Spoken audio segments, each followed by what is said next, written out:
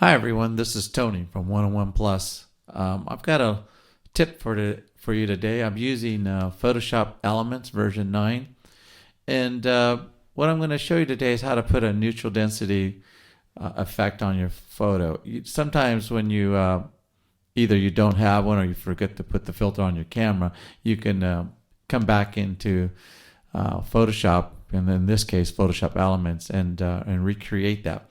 So the first thing I'm going to do though is I'm going to put a levels adjustment on here, and I'm just going to it's a little bit flat, so I'm just going to bring the levels up here, get my black and my white points to where they need to be, and that looks pretty good. And you can see already that's just a nice improvement of the photo already. But now what I want to do is I want to put another another adjustment, and this time a gradient. And I want to make sure that my gradient is from black to white. Hit OK. And then I want to reverse this because I want this to be up there. So I'll just hit the little reverse button.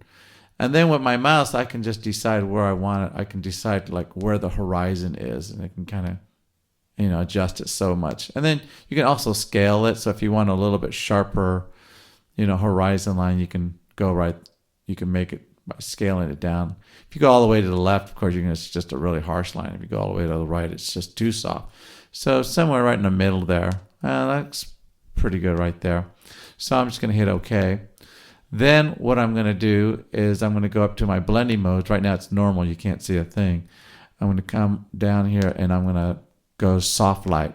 And then you can see immediately that just puts a nice little neutral density filter on this. And so if I click you can see the before and the after there. And if that's a bit much, I can take the opacity and I can bring it down. So I like to bring it down to about 80% or so. And then if you still want to kind of adjust the horizon, you can just double click on the gradient filter itself and then bring your mouse anywhere here. And you can see how I'm just moving that. I can move it down. That's a little bit too low. I can bring it up a little bit. So I can really fine tune that just about to where I want it. And that looks pretty good right there. So here's my before and my after.